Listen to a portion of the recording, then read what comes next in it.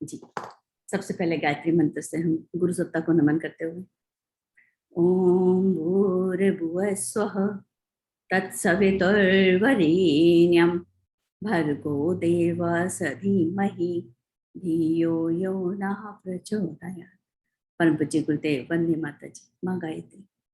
और आप सभी को मेरा नमन, बाबूजी, मातृ को मेरा प्रणाम। और आज हम चलते हैं गायत्री महाविज्ञान भाग 2 में। एक है गायत्री रामायण। ये गायत्री रामायण क्या है कि जो ऋषि वाल्मीकि ने जब रामायण लिखी तो उसके अंदर 24,000 श्लोक लिखे। अगर हम ध्यान से देखें तो हर 1,000 श्लोक के बाद एक संपुट जो है वो गायत्री मंत्र का एक अक्षर है। तो या इस तरीके से हम बोल सकते हैं कि एक अक्षर गायत्री का जो व्याख्या उन्होंने 1,000 श्लोक के रूप में की। तो गायत्री मंत्र की व्याख्या हर 1,000 के ऊपर एक गायत्री मंत्र का अक्षर होना। इसका अर्थ क्या है कि ये गायत्री मंत्र की विस्तृत व्याख्या जो है देव ऋषि वाल्मीकि ने यहाँ पर की। तो इस तरीके से यदि हम आज ढूंढने चलेंगे तो हमें लगेगा कि उसमें 1,000 के ऊपर तो श्लोक नहीं है। तो समय के अनुसार उसमें कुछ श्लोक जोड़ दिए गए, कुछ निकाल दिए गए, तो थोड़ा सा ऊपर नीचे दिखाई देता है, लेकिन ये मिल जाते हैं। मेरे पास गायत्री ये वाल्मीकि रामायण का दूसरा भाग है, उसमें मैंने ढूंढे तो खोजने पर सब जो है जो श्लोक यहाँ पर लिखे हुए हैं वो सब वहां पर मिले। तो हम देखते हैं तो इसके अंदर जो है ये संपुट लगाकर गुरुदेव ने इसको जो 24 श्लोकों को जो गायत्री रामायण यहाँ पर बताया गया, इसके अंदर जो संकेत रूप से जो मर्म बिंदु दिए गए उन्हें जो मनुष्य हृदयगम करेगा, उसे जो समझेगा, ऐसा मनुष्य वाल्मीकि रामायण के लाभ जो हैं उसको पा सकता है। अब उसकी हम विवेचना देखते हैं, उनको एक एक श्लोक को हम ध्यान से समझने का प्रयास करते हैं। तो सबसे पहला जो श्लोक है, ओम तपः सवध्याय निरतम तपस्वी वाग्विदाम वरम नारदम परिप्रच वाल्मीकिर मुनि पुंगवम। तप और स्वाध्याय करने वाले सर्वप्रधान और मुनियों में श्रेष्ठ नारद जी से तपस्वी वाल्मीकि जी ने पूछा। अब देखिए यहाँ पर जो है देव ऋषि नारद के लिए दो जो हैं पदवी दिखाई देती हैं। पहला जो है उन्हें सर्व प्रधान बोला गया, दूसरा मुनियों में सर्वश्रेष्ठ बोला गया। विद्वान और तपस्वी, मुनियों में श्रेष्ठ, ये शब्द क्या है? क्या देव ऋषि नारद ने कोई पुराण लिखा या कोई ऐसा हमें दिखता है कि 18 पुराण लिखे, कोई ऐसा वेद व्यास के रूप में काम किया? तो हम देखेंगे तो ऐसा हम नहीं पाएंगे। तो इसमें दिखाया गया कि देव ऋषि ने, नारद ऋषि ने भले ही शास्त्रों को थोड़ा पढ़ा हो, कोई भी व्यक्ति चाहे उसको कोई थोड़ा पढ़ा हो या जो उसका चिंतन करता हो, शास्त्र के अर्थ पर, आदेश पर, मर्म पर, महत्व पर जो व्यक्ति गंभीरता से मनन करता है, अपनी आत्मा का अध्ययन करना, आत्म मंथन से जो नवनीत निकलता हो उसे जो पचाकर आत्मसात कर लेगा, वो व्यक्ति क्या होगा? उसमें मालूम पड़ेगा कि इस व्यक्ति ने स्वाध्याय किया है, अपना अध्ययन, शास्त्रों को पढ़ा, अपना एनालिसिस किया, अपनी समीक्षा की। तो यही जो है, यही सब अध्याय का तथ्य है। ये हमें यहाँ पर इसीलिए देव ऋषि नारद को यहाँ पर विद्वानों में सर्वश्रेष्ठ कहा गया, क्योंकि उन्होंने जितना भी पढ़ा उसको आत्मसात किया, उसको लोक कल्याण में लगाया। अब दूसरी जो उन्हें पदवी दी गई वो थी मुनियों में श्रेष्ठ। ऐसा क्यों हुआ? तो इसके लिए है कि जिसने मनन किया उसको मुनि कहते हैं, जिसने आदर्श के लिए घोर प्रयत्न किया उसको मुनि कहते हैं, और जिसने क्या प्रयत्न किए, क्या साहस किया कि उन्होंने लोक कल्याण के लिए जो साहस किया, जो तपस्या की, उसको मुनि कहा गया, वो मुनियों में श्रेष्ठ कहलाए। इस श्लोक में नारद जी को माध्यम बनाकर किसकी महत्ता का वर्णन किया गया? तप का और स्वाध्याय की जो सर्वश्रेष्ठता है उसको वर्णन किया गया। जो गायत्री रामायण का पहला श्लोक हमें स्वाध्यायशील और तपस्वी होने का मार्गदर्शन करता है। दूसरे श्लोक की ओर चलते हैं। स हत्वा राक्षान् सर्वान् यज्ञेघ्नान् रघुनंदन ऋषिभिः पूजी तत्र यथेन्द्रो विजयपुरा। यज्ञ नष्ट करने वाले समस्त राक्षसों को श्री रामचंद्र ने मारा। ऋषियों ने उनकी इस प्रकार पूजा की जिस प्रकार पहले असुर विजय करने पर इंद्र की हुई थी। अब इसके अंदर हम देखें तो तीन तथ्य हमें दिखाई देते हैं।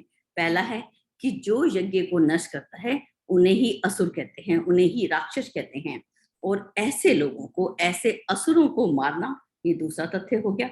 और जिसने ऐसी दुष्टता का दमन किया हो उसको प्रोत्साहित किया जाना, उसका सम्मान किया जाना। तो ये तीन तथ्य हमें दिखाई देते हैं। पहला जो हमें दिखाई देता है कि जब भी हम कोई भला काम करने जाते हैं तो उसके मार्ग में बाधा पहुंचाने वाले कई व्यक्ति मिल जाते हैं। भगवान हनुमान जी जब जाने लगे तो रास्ते में उनकी तीन बाधाएं आई। सबसे पहले तो हमें इन बाधाओं से घबराना नहीं। दूसरा कि जो व्यक्ति इसमें बाधा पहुंचाते हैं उन्हें अब किस तरीके से, क्या हम उनकी हत्या कर देंगे? नहीं, उनको विचारों के माध्यम से उनको हम विचार का परिवर्तन करने का हम प्रयास करेंगे, उनको मार्गदर्शन करेंगे। और तीसरा जो यहाँ पर मुझे ऐसा लगता है कि जो राक्षस, हमें तो बाहर के राक्षस दिखाई देते हैं कि उसने मुझे बाधा पहुंचाई, उसने मुझे जाने नहीं दिया, उसने मुझे पैसे नहीं दिए, मैं कैसे काम करता। लेकिन हमारे अंदर की जो दुष्प्रवृत्तियां हैं वो बहुत बड़ी बाधक है हमारे नेक काम करने के उत्साह में। वो रोक देती हैं हमको, हमारा आलस्य, हमारा प्रमाद, हमारी अनेक जो संसार की जो है बाधाएं जो हैं उनको हम प्रायोरिटी देते हैं। हम किसको वो देते हैं प्राथमिकता, कि जो हम इसको हम पहला दे देंगे और जो हमारा मुख्य काम है उसको हम पीछे कर देंगे। हम योग करना हो तो उसकी तरफ नहीं जाएंगे, योगा करना हो या हमने स्वाध्याय करना हो, और लेकिन जब दूसरे काम है उसके लिए हम जल्दी से चले जाएंगे। तो अपने अंदर भी दुष्प्रवृत्तियां, हमारे अंदर के जो है अज्ञान, अभाव, इनको भी हटाना, इनको भी राक्षस मानना चाहिए।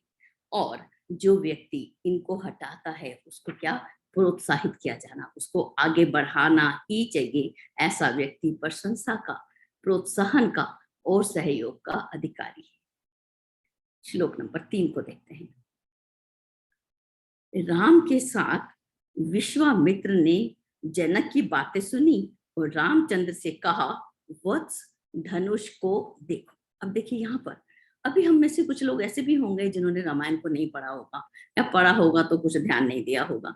तो सबसे बड़ी बात है कि हमें एक बार तो उसको देख लेना चाहिए कि रामायण में क्या लिखा और ये किस समय का वृतांत है, जब धनुष के लिए सभी राजा जो थे प्रयास कर चुके थे। वो धनुष टूटने की बात तो छोड़ो, उस पर प्रत्यंचा चढ़ाने की बात तो छोड़ो, वो हिलता भी नहीं था। भूप सहस दस एक ही बारा, लगे उठावन डरे ही न डारा। वो डरता ही नहीं था, हिलता भी नहीं था। तो इतना मुश्किल काम था। तो जब उन्होंने देखा, ऋषि वाल्मीकि ने, सॉरी विश्वामित्र जी ने, कि ये तो हो सकता है, जब इतने लोगों ने इसको नहीं उठाया तो राम के मन में भी ये बात आ जाए कि मैं भी नहीं उठा सकता। तो उनको प्रोत्साहित करते हुए, अरे वत्स इस धनुष को देखो, सिंपल कि धनुष ये क्या चीज है, तो अरे हाँ ये तो धनुष कुछ है ही नहीं। तो ऐसा प्रोत्साहित जब ऋषि विश्वामित्र ने कहा, इस धनुष को देखो। जो कठिनाइयां हमारे सामने आती हैं उनकी कल्पना कितनी डरावनी होती है, हम कितना घबरा जाते हैं, अरे एक्सीडेंट हो गया अब हम क्या करेंगे, या कुछ ऐसी दुविधा आ गई, नौकरी छूट गई अब हम क्या करेंगे। लेकिन जो इस समय भी धैर्य रखता है, इस समय भी अपनी साहस को बांध कर मुकाबला करने के लिए अपने आप को सहज रखते हुए इन बाधाओं को जो पार कर लेता है, वो ही सच्चे, यहाँ पर लिखते हैं आचार्य जी, सच्चे मर्द कहलाते हैं। हिमते मर्दाम मददे खुदा। जो अपनी हिम्मत करते हैं, जो साहस करते हैं, ईश्वर भी उनकी सहायता करता है। कठिनाइयों को देखकर हमें झिझकना, डरना, घबराना नहीं चाहिए, लेकिन उनको हल करने के लिए हमें आगे बढ़ना चाहिए। यही ये श्लोक बताता है। एक बार क्या हुआ, एक हाथी जो था दलदल में फंस गया, उसको निकालो तो वो निकलता नहीं। अब क्या किया जाए, तो देखा कि ये जो हाथी जाने वाला हाथी है, ये तो जब भी युद्ध हुए उसमें जाता था, तो वहां पर एक युद्ध का वातावरण बनाया गया, ढोल नगाड़े शंख बजने लगे, ऐसा जैसे युद्ध की तैयारी हो रही है। तो हाथी का जो आत्मबल था वो जागा। अरे यदि इंटरनेट चला जाए तो परेशानी होना, कभी ऐसा होता है यहाँ पर। तो क्या हुआ, तो उस हाथी ने जब देखा कि उसके अंदर का मनोबल जागा और वो उस दलदल को पार कर गया। जब भी कठिनाई आए तो अपने आप को जानना, मैं कौन, अपने आप को पहचानना। अरे मैं तो उस युद्ध का हाथी हूँ, अरे मैं तो वो व्यक्ति हूँ जो, मैं तो सहज व्यक्ति हूँ, मुझे ये बाधाएं जो हैं ये मुझे हिला नहीं सकती। तो ऐसी बात जब हमें ध्यान में आ जाएगी, ध्यान में आ जाएगी, तो ये धनुष जो है वो क्या चीज है। तो ऐसी प्रेरणा जो गुरु ने अपने शिष्य को की, अपने राम को की, तो किस प्रकार से वो कठिनाई से बाहर आ गए और धनुष तो छूते ही टूट गया, जैसे कि भगवान के गुरु ने दूर से ही, दृष्टि से ही उसको तोड़ दिया हो। आगे चलते हैं श्लोक नंबर 4 की ओर। बहुत ही खूबसूरत एक एक श्लोक, बहुत सुंदर पिरोया है ऋषि वाल्मीकि ने। राजा के शयनागार तक वे चले गए, वहां उनके वंश की प्रशंसा की। अब ये वे कौन है, सुमंत। सुमंत कौन है, राजा दशरथ का मंत्री। ये राजा के कहां तक चले गए, उनके शयनागार तक, उनके शयन कक्ष तक। अब बताइए हमारे बेडरूम तक कौन आ सकता है। कभी भी हम जो हैं अपने मित्र आएंगे वो लिविंग रूम तक आएंगे या बाहर मिलेंगे या ऑफिस में मिलेंगे, कभी हमने देखा है कि वो शयनागार तक आए। तो यहाँ पर ऐसी क्या चीज थी, तो यहाँ पर लिखा कि प्रशंसा, किसी की तारीफ करना, किसी को शाबाशी देना, किसी को हिम्मत देना, किसी को प्रोत्साहन देना। जब हम ऐसे व्यक्ति होते हैं तो हम कहीं भी जा सकते हैं। राजा के शयनागार तक सुमंत जी पहुंच गए। अब जब हम किसी को प्रशंसा करते हैं तो वो किसी को बोले तुम तो बहुत हिम्मत वाले हो, तो क्या वो कभी डरेगा। जब बच्चे हमारे पास ड्राइंग लेके आते हैं, छोटे बच्चे, तो हम उसको देखते हैं, अरे ये तो बहुत अच्छी बनाई, हम ऐसे बोलेंगे बहुत अच्छी बनाई, लेकिन यदि इसको इस तरीके से बनाया जाता तो ये और भी अच्छी लगती। तो देखिए बच्चे, अच्छा ऐसे बनानी है, तो जल्दी से जाएंगे उसको वैसे बना करके ले आएंगे। तो देखिए कितना आसान, अरे तुमने तो इतना सुंदर गाया, थोड़ा इसको और यहाँ पे ठीक करें, तो वो अच्छा गाने। एक प्रशंसा जो है यहाँ पर लिखा कि सफेद कपड़े पहनाने जैसा है। जैसे किसी व्यक्ति को हमने सफेद कपड़े पहना दिए, और जब हम सफेद कपड़े पहनते हैं तो कितने ध्यान से बैठते हैं, कितने ध्यान से चलते हैं कि मिट्टी के छींटे या कीचड़ के छींटे मेरे ऊपर ना आ जाए, क्योंकि मेरे सफेद कपड़े हैं, सफेद चादर बिछी हो तो कितने ध्यान से बैठना पड़ता है। तो प्रशंसा जो है वो स्वच्छ चादर है, और जो किसी की निंदा उसी के मुंह के ऊपर कर दी तो वो क्या है, वो एक चिथड़ा है। हमें अपने हर परिचित को सफेद कपड़े पहनाने चाहिए, जिससे वह लोक जीवन में सावधानी और सुरुचि सीखे। श्लोक नंबर 5। वनवास के दिनों को गिनकर पति के साथ जाने वाली सीता को ससुर ने वस्त्र आभूषण दिए। अब सीता जी वन में जा रही हैं राम जी के साथ, तो भविष्य की कठिनाइयों को ध्यान में रखकर हमें उसकी तैयारी करनी चाहिए। भविष्य में हम कहीं जा रहे हैं या आ रहे हैं, या हमारी अपना जो बजट है घर का, जो हमारा खर्चा है, वो हम किस तरह से करें कि भविष्य में जो आने वाली कठिनाइयां हैं उसको हम अच्छे से निपट सकें। तो उसकी तैयारी करना वही इस श्लोक का रहस्य है। बुद्धिमान मनुष्य जो हैं वो भविष्य की चिंता करते हैं, अपना आने वाला जीवन सुख शांति और आनंद उल्लास के साथ बीते, इसके लिए वो अधिक का अधिक, अब केवल धन का संचय नहीं है, यहाँ पर पुण्य का संचय भी है। ऐसे ही कर्म करने हैं कि जो आगे चलकर हमें दुख ना दे। तो इस प्रकार से यहाँ पर जो है उनके ससुर ने उनको वस्त्र आभूषण दिए कि वन में जा रही हो तो ऐसे समय में धन की जरूरत होती है। अब जब उनको एक, हम ऐसा भी समझ सकते हैं कि उनको एक शिक्षा दी कि जब हम परदेश में जाते हैं तो हमारा साथी कौन, हमारा साथी है धर्म, हमारा साथी है हमारा धैर्य, हमारा साथी है हमारे साथी जन। ये जो शिक्षा देना भी एक तरह से आभूषण देने की समान है। श्लोक नंबर 6। राजा सत्यम च धर्मश्च राजा कुलवताम कुलम, राजा माता पिता जैव राजा हित करो लीणा। कि राजा सत्य है, राजा धर्म है, कुलवानों का कुल है, माता पिता के समान है, और मनुष्यों का हितकारी है। अब देखिए, राजा के द्वारा जब प्रजा के हित के लिए जो सत्य के आधार पर जो राज्य चलता है उसको क्या कहते हैं? सुराज्य, अच्छा राज्य।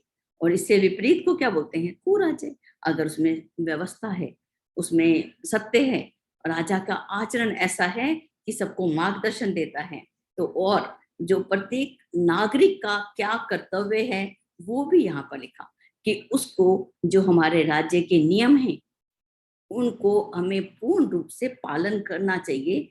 इस तरह से पालन करना चाहिए जैसे हम धर्म की आज्ञा का पालन करते हैं। राज्य भक्ति का अर्थ है देश की भक्ति, समाज की भक्ति। ये जो श्लोक है ये इसकी प्रेरणा देता है कि राजा जो है वो सत्य है, धर्म है। ऐसा ही जीवन राजा का होना चाहिए, एक सत्य के रूप में, पालक के रूप में। मेरी प्रजा जो है वो कौन है? वो तो मेरी प्रजा मेरे बालकों के समान है। राजा का भी ये कर्तव्य है और प्रजा का भी कर्तव्य है कि वो उसको माता पिता की समान उसको जाने। श्लोक नंबर 7। भरत ने उसी क्षण जटाधारी राम को उस कुटीर में बैठा देखा।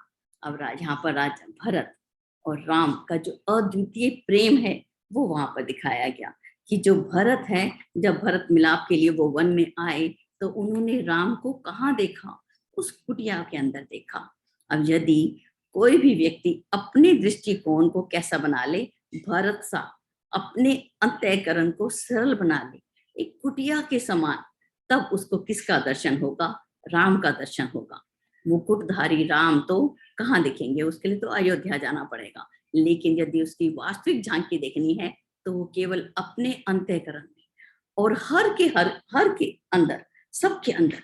एक दिन एक मैं मूवी देख रही थी, उसके अंदर एक लाइन आई, हर में हर को देखा। इतना सुंदर लगा, हर में हर को देखा, कि हर व्यक्ति के अंदर हर को देखा। मैं हर का, हर जो है मेरे अंदर जो है वो हर है और सबके अंदर वो हरी है। जब ऐसी स्थिति हमारी आए तो क्या हमें क्या करना होगा? हम आंखें बंद करें या खोलें तो हमको क्या दिखाई देगा? वो कुटिया में बैठा हुआ राम ही हमें दिखाई देगा। आगे चलते हैं श्लोक नंबर 8 में। हे महामती, यदि तुमको अगस्त्य के दर्शन की इच्छा है तो आज ही जाने की सोचो। वो कहते हैं कि यदि आपको ऋषि अगस्त्य के दर्शन करने हैं तो आज ही जाइए। जो कल पे आप टालोगे या परसों करेंगे काम, जो भी नेक काम है वो आज और अभी कर लेना। कल करे सो आज कर, आज करे सो अब। इसमें अब देर नहीं करनी। यदि हम इसमें देर करेंगे तो वो समय जो है वो निकल जाएगा। अगस्त से किसे कहते हैं? कल्याण को। जो कल्याण का दर्शन करना चाहता है, जो मानसिक और भौतिक सफलता चाहिए, तो उसको आज ही प्रारंभ करना है, कल पर नहीं डालना। प्रज्ञा उपनिषद में एक श्लोक आता है, दूसरा मंडल का 4वां अध्याय और 23वां श्लोक है, जो समय है वो ऐसी संपदा है जो ईश्वर ने हमें दी है। जो उसे श्रम में नियोजित करता है वो हर प्रकार की योग्यता तथा संपदाएं सभी को अर्जित करता जाता है। समय का जो सदुपयोग, उसका सुनियोजन करना, अपना सुबह उठते ही एक टाइम टेबल बनाना कि मैंने अपने दिन को किस तरीके से बिताना है, और जो शाम हो, रात्रि हो, तो उसको चेक करना कि हाँ मैंने इस तरीके से बिताया या नहीं बिताया। समय का सदुपयोग श्लोक नंबर 8 हमें बताता है। श्लोक नंबर 9। भरत को, आपको और मेरी सासों को यह दिव्य मृग रूपी खिलौना विस्मित करेगा। यदि वह जीवित ना पकड़ा जा सके तो भी इसका चर्म बड़ा ही सुंदर होगा। ये किस समय का है? वन के अंदर राम और सीता बैठे हैं और एक सुंदर सा स्वर्ण रूपी धारण किए हुए स्वर्ण रूप में एक हिरण जब सामने आया तो सीता ने बोला राम से कि मुझे ये हिरण चाहिए। तो यहाँ पे देखा कि अब हम प्रसन्न होना चाहते हैं, दूसरों को कुछ देना चाहते हैं, तो यहाँ पर सीता के मन में भाव है कि मैं अपनी सास को ये जो है मृग जो है वो मैं उनको भेंट करूंगी। तो यहाँ पर है कि जो भी सद्गुण हैं उनको हमें अर्जित करना है। जो भी तप यहाँ बताए गए, चाहे हम शिल्पी हैं, चाहे हम संगीत कला में हैं, हम भाषण या किसी भी भाषा का ज्ञान, उसको हमें जरूर हमें अर्जित करना है। अपनी हॉबीज को हमें यहाँ पे बढ़ाना है और उनके माध्यम से हम आगे बढ़ना है। तो इसको अर्जन तक की हम श्रेणी में रख सकते हैं कि यदि बहुत नहीं मिल सके तो वो बोलती है ना कि यदि वो जीवित ना पकड़ा जाए तो ऐसा भी चलेगा कि उसकी जो चर्म है, जो चमड़ा है, वो भी काम आ जाएगा, कि वो भी बड़ा सुंदर है। यदि पूरे रूप से हम सद्गुणों को धारण नहीं कर सकते, जिस प्रकार से अर्जुन ने भगवान कृष्ण ने कहा कि जो व्यक्ति प्रयास कर रहा है भगवान अध्यात्म की साधना में है, कहीं ऐसा तो नहीं है कि वो पूर्णता को प्राप्त नहीं कर सका तो रास्ते में ही वो नष्ट भ्रष्ट हो जाएगा। तो भगवान ने बोला नहीं, उसको अगला जो जन्म मिलेगा, उसको जो अगला समय मिलेगा, वो कैसा होगा, उसको सहायक बनकर, ईश्वर भी उसकी सहायक बनकर उसको और रास्ता दिखाएगा, मार्गदर्शन करेगा। तो यदि हम भी पूरा नहीं पा सके, कोई बात नहीं, उस रास्ते पर हम चलने का प्रयास तो करें, उसे छोड़ तो ना दें। श्लोक नंबर 10। हे राघव, तुम यहाँ से शीघ्र महाबली सुग्रीव के पास जाओ और आज ही उसे अपना मित्र बनाओ। ये जो कबंध नाम का राक्षस है, भगवान राम जब उस वन में मिले, उस समय सीता का हरण हो चुका था, तो कबंध ने कहा कि भगवान आप ऐसा करो कि आप महाबली सुग्रीव के पास जाओ, उसे अपना आज ही अपना मित्र बनाओ। तो मित्र, तैत्तिरीय उपनिषद का जो शांति पाठ आता है, उसका पहला श्लोक आता है, उसमें आता है ओम शन्नो मित्र, कि शन वरुणा। तो मित्र देवता को हम यहाँ पर नमन करते हैं। मित्र एक बहुत बड़ा इंपॉर्टेंट, बहुत महत्वपूर्ण चीज है। हमारे मित्र कैसे हैं? जब तक हमारे मित्र और हमारे जो हमारे मित्र हैं, मेरे बच्चों के मित्र कौन हैं, मेरा बच्चा किससे बात करता है, मेरा बेटा है चाहे बेटी है, उसका पता मुझे जरूर होना चाहिए। अगर हम इसमें अनभिज्ञ रहते हैं, हमारे मित्र कैसे हैं, इस बात का हमको पूरा ध्यान रखना है। तो यहाँ पर एक समर्पण भाव भी जो है मुझे यहाँ पर श्रीमद् भागवत के अंदर अर्जुन का दिखा था। तो वहां जब वो बिल्कुल ही उदास हो गए थे, बिल्कुल धैर्य खो चुके थे कि मैं तो युद्ध नहीं करूंगा, तो उस समय अपने गुरु, अपने मित्र को ही उन्होंने गुरु मान लिया और बोला कीजिए प्रशस्त अब मेरा पथ, गुरु बन मुझको अपना लीजिए, असमर्थ सदा मैं तुम समर्थ, कुछ ऐसी घोर कृपा कीजिए।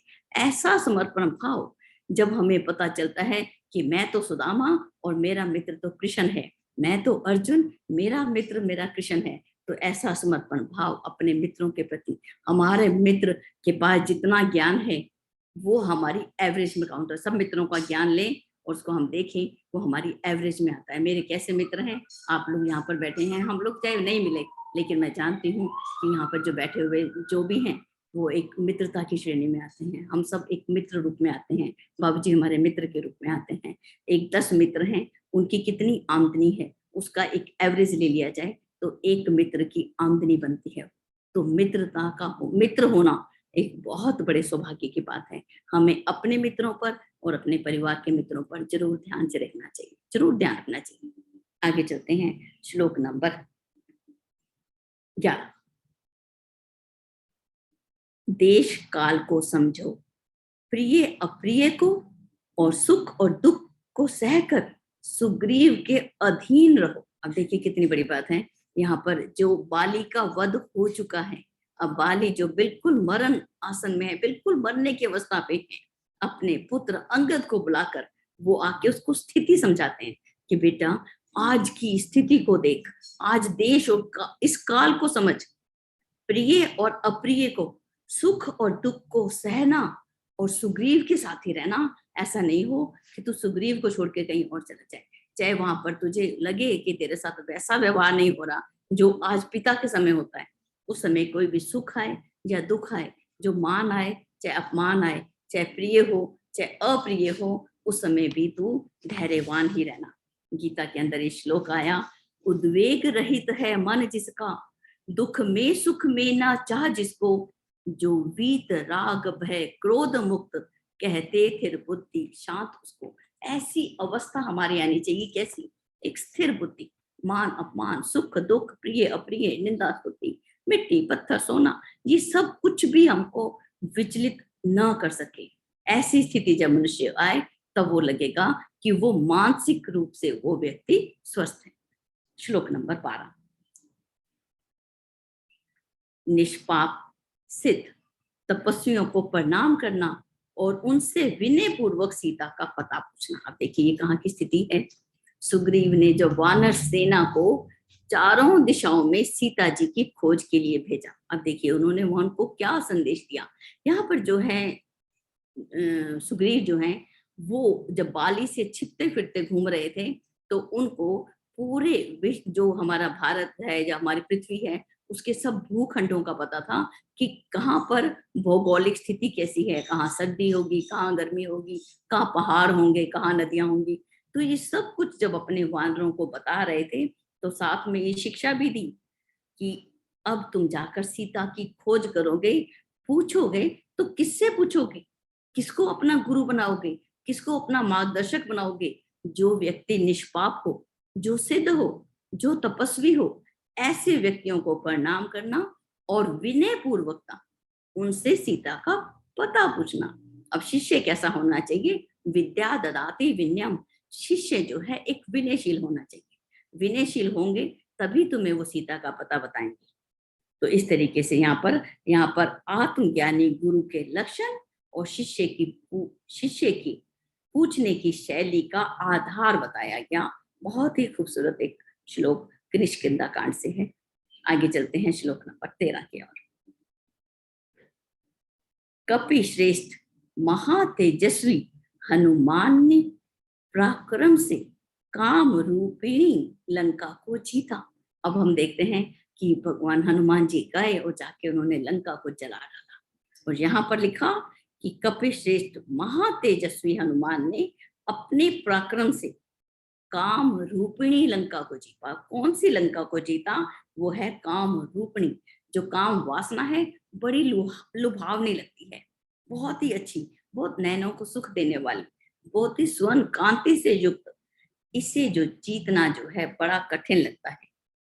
और जब तक हमारी ये काम वासना पर हमारा नियंत्रण है, जब तक हमारा अंतर का दुर्ग जो है सुरक्षित है, तब तक हम अपने आप को विजयी मान सकते हैं।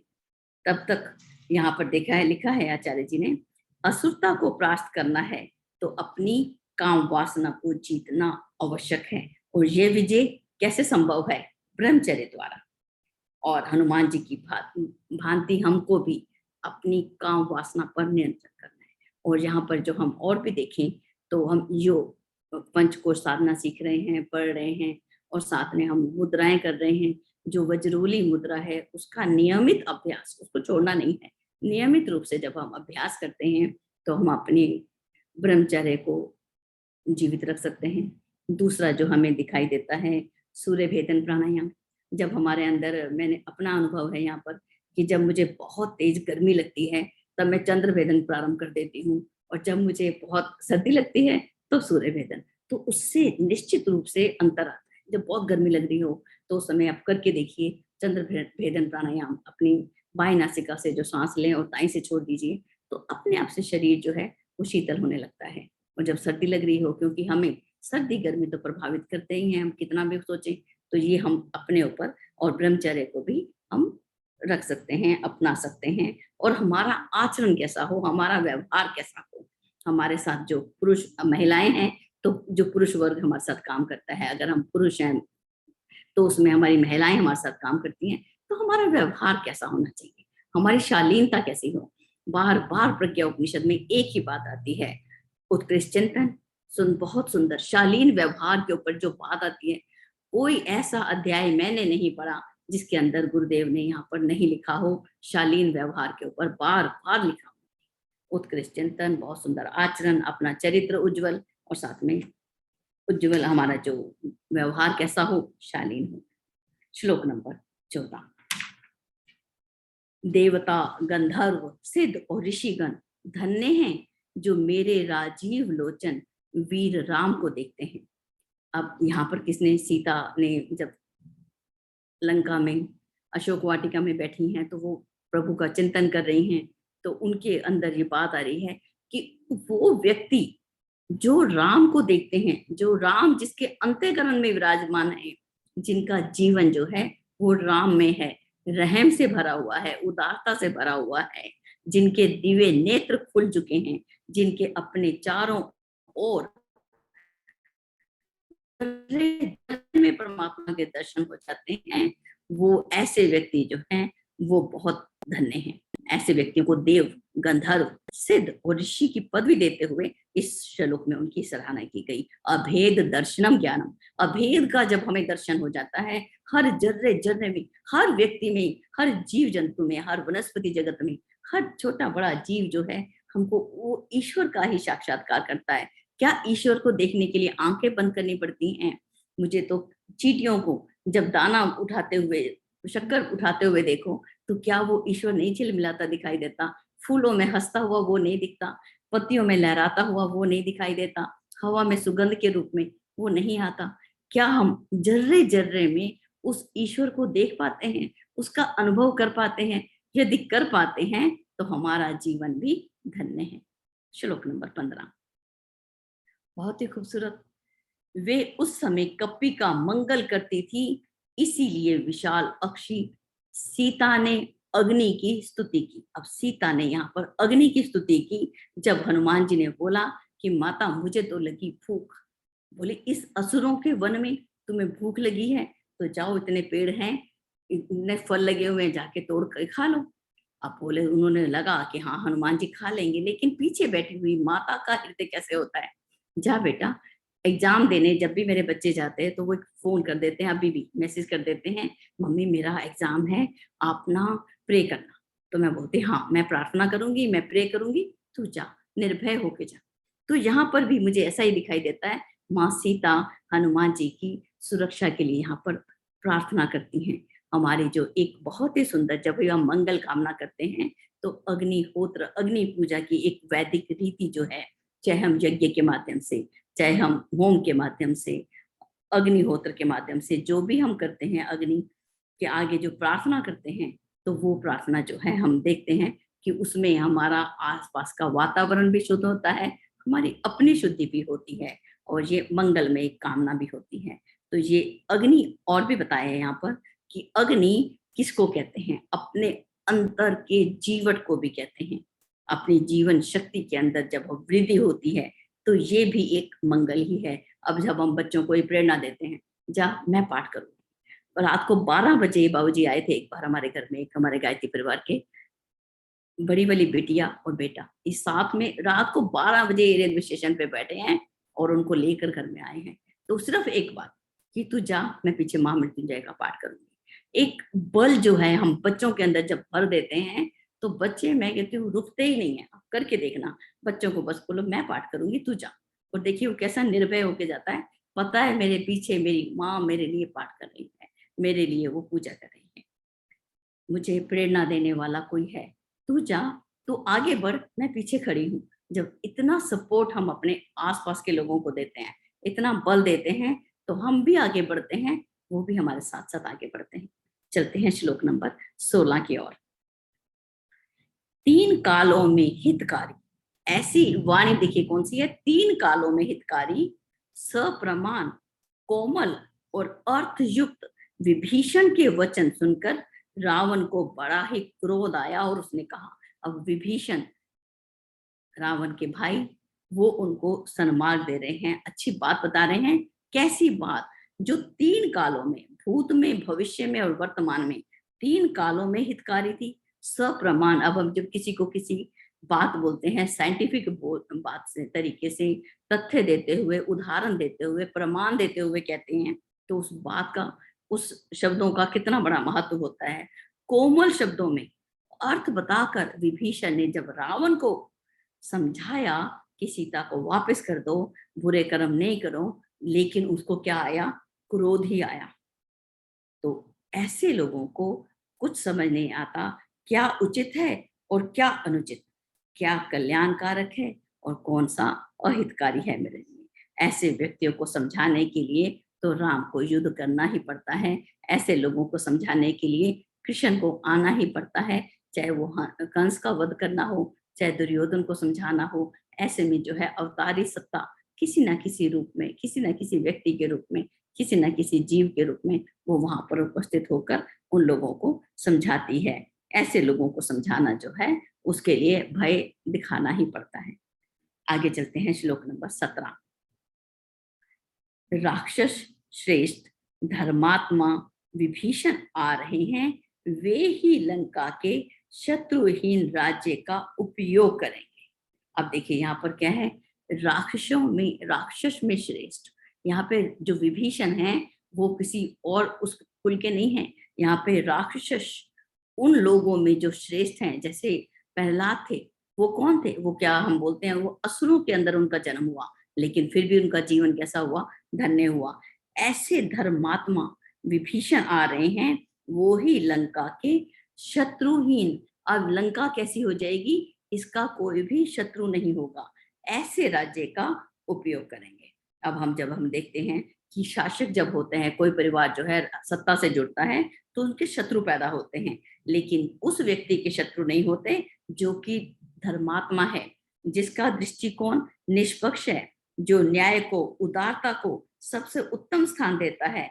ऐसे व्यक्ति जब नेतृत्व को, शासन और न्याय की बागडोर अपने हाथ में रखते हैं, तो उनके शत्रु नहीं बनते। तो धर्मात्मा किसको बोला गया, धर्म के 10 लक्षण जो हैं वो हमें बताए आशुलायन ऋषि ने प्रज्ञा उपनिषद के अंदर। उन्होंने बताया कि धर्म कहते किसे हैं, धर्मात्मा तो हम समझे, लेकिन धर्म को जो पालन करता होगा उसी को तो धर्मात्मा कहते होंगे। धर्म के पालने वाले को क्या क्या लक्षण है जो धर्म को पालन करते हैं। सबसे पहले सत्य को धारण करना, विवेक को, सत्य और विवेक को धारण करना, संयमित जीवन जीना और अपने कर्तव्य जो भी हमें जिम्मेवारी दी गई उसको पूरी समझदारी से, ईमानदारी से और बहादुरी से उसका पालन करना। डिसिप्लिन, सेल्फ डिसिप्लिन में रहना। एक तो अपना डिसिप्लिन, समाज का जो राज्य की अभी जितने भी नियम बने उनकी पालना करना, ईमानदारी से पालना करना। यातायात के जो साधन है यदि हम उसका ईमानदारी से पालन करें तो जो इतने एक्सीडेंट होते हैं वो क्या होंगे, नहीं होते। तो अनुशासन में रहना और सेल्फ डिसिप्लिन, हम अपने ऊपर अंकुश हम खुद ही रख सकते हैं, दूसरा व्यक्ति कैसे रखेगा। हम सज्जन रहें, प्राकर्मी बने और सहकार, हम सहयोग दें और उसको पाएं। और एक यदि हम बड़े सज्जन हैं तो हमारे अंदर पराक्रम भी होना चाहिए। धर्म के 10 लक्षण जो हमें आशुलायन ऋषि ने प्रज्ञा उपनिषद में बताए, वो धर्मात्मा जो इनको धारण करता है, ऐसा व्यक्ति, तो ऐसे व्यक्ति के क्या शत्रु होंगे, तो वो बोलते हैं नहीं, ऐसे व्यक्ति हैं, इनके शत्रु नहीं होते।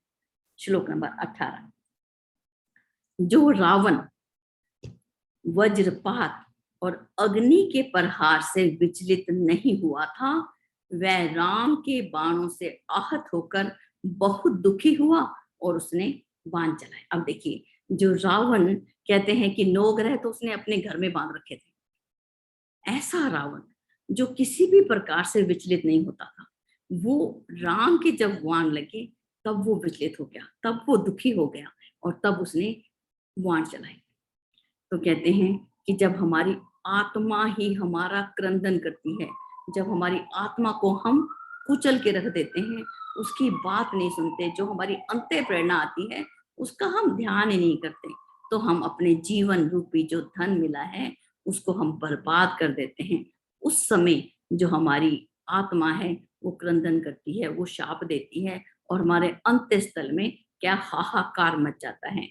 उस आत्म प्रताड़ना से बड़े बड़े यदि हम बोले पाषाण हृदय व्यक्ति हैं वो भी विचलित हो जाते हैं। इसलिए हमें ईश्वर के कोप का, दैवी दंड का ध्यान रखते हुए अपने आचरण को सदा ही ठीक रखना चाहिए। तो यहाँ पर जो हम एक और भी देखते हैं, प्रज्ञा उपनिषद का एक उदाहरण देखते हैं जो कि पिपलाद ऋषि ने बताया था। प्रत्यक्षम देवता नूनम, जो जीवन है प्रत्यक्ष देवता है, वह ईश्वरी अनुकंपा का दृश्यमान स्वरूप है। उसमें लिखते हैं गुरुदेव, जीवनम यत्तु दृश्यते, जो जीवन है वो ईश्वर की अनुकंपा का एक दृश्यमान स्वरूप है। जो उसकी आराधना करते हैं, जो अपने अंतःकरण को सुनते हैं, अपने इस जीवन को एक सही नियमित क्रम से चलाते हैं, उन्हें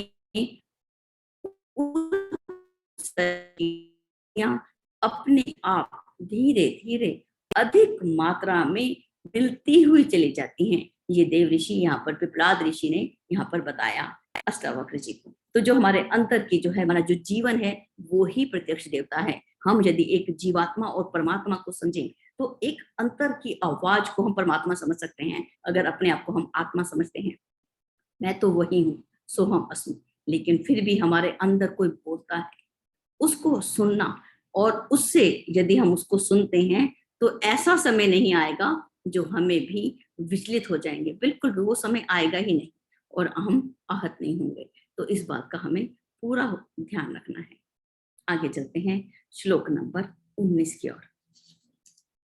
जिसके पराक्रम से राक्षसों की मृत्यु हुई उस अनामे वीर राम को धन्य है। अब यहाँ पर वो राम को धन्य है। कौन से राम को? जिसने ऐसा पराक्रम किया जिससे कि जो राक्षस असुरता का नाश हुआ। उस वीर पुरुष का पराक्रम धन्य है जो स्वयं निष्पाप रहता है और अपने अंतर के जो कलमश कषाय हैं उनको मार के भगा देता है। स्वार्थ के लिए बहुत सारे लोग पराक्रम दिखाते हैं, और जब हम पराक्रम करते हैं तो हमें एक अहम भाव आ जाता है, अरे मैंने तो उसको मारा, मैंने तो ये किया, मैं तो बहुत ही, अगर हम आज पांच को साधना करते हैं तो हम अपने आप को श्रेष्ठ मानने लग जाते हैं। अरे मैं तो एक बहुत बड़ा साधक हूँ और ये तो बेवकूफ है। दूसरे व्यक्ति हमें पागल दिखाई देते हैं, उनके अंदर अज्ञान हमें झिलमिलाता हुआ दिखाई देता है। लेकिन हमने क्या देखना था? हमने अपने आप को पराक्रमी बनाना है, लेकिन हम दूसरों के अंदर तो हम उनको नीचा तो नहीं देख सकते। तो यहाँ पर है अपने कषाय और कलमश को भगाना है। अहम भाव से हमने यहाँ पर ग्रस्त नहीं होना। ऐसे ही व्यक्ति धन्य हैं जो अपने पराक्रम का प्रयोग कहाँ करते हैं? असुरता के नाश के लिए, उसका दुरुपयोग नहीं करते।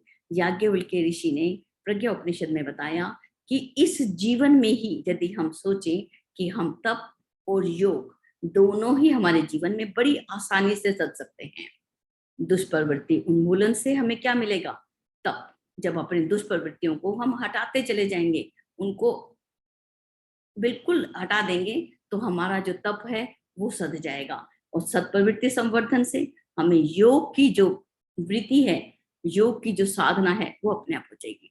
दुष्प्रवृत्तियों को हटाना, सत्प्रवृत्तियों को उसकी जगह पे देना। अगर हमने किसी बुराई को हटाया, उसकी जगह पे अच्छाई नहीं डाली, तो वो तो बुराई वापस आ जाएगी। जैसे इस प्रकार एक बार मैंने अपने मेरे गार्डन में ना छोटा सा आंगन रखी, मैं उसमें मैं किचन गार्डन के अंदर पौधे लगाती रहती हूँ।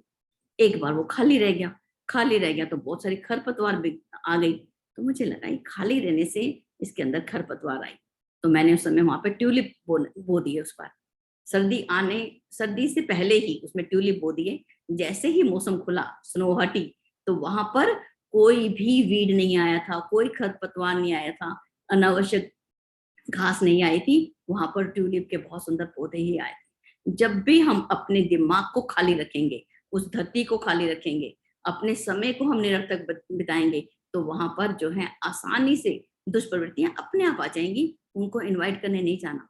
हमें ध्यान रखना है ना, तो हमारा विचार जो है वो भी उत्कृष्ट चिंतन के रूप में है। अचिंत्य चिंतना जाता, अयोग्य आचरण तथा।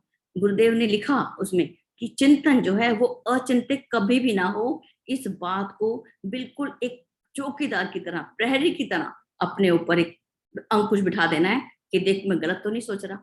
अगर गलत सोच रहा हूं, तुरंत उसको वहां से हटा देना है। तो दुष्प्रवृत्तियों को हटाना, अचिंत्य चिंतन, यही तो हमारा सबसे बड़ा जो है आज के समय का जो चिंतन है वो ही भ्रष्ट हो गया। अगर नहीं भी भ्रष्ट हुआ, एक व्हाट्सएप का मैसेज आ गया। आज जो इतने बड़े बड़े जो समाज के अंदर जो अनैतिक कार्य देखे जाते हैं, तो उसमें एक मैसेज के ऊपर सोशल मीडिया इतना एक्टिव हो गया कि उसमें एक व्यक्ति का विचार जो है वो मिनटों में हजारों दूर तक पहुंच जाता है, मीलों दूर पहुंच जाता है। इसीलिए सावधान, जब भी ऐसा कोई विचार आए तो अपना जो चौकीदार है अंदर का, प्रहरी है, उसको खड़ा कर देना कि ऐसा काम मुझे नहीं करना। दुष्प्रवृत्तियों को हटाना, सत्प्रवृत्तियों को अपने अंदर डालना, इन दोनों बातों का हमने पूरा पूरा ध्यान रखना है।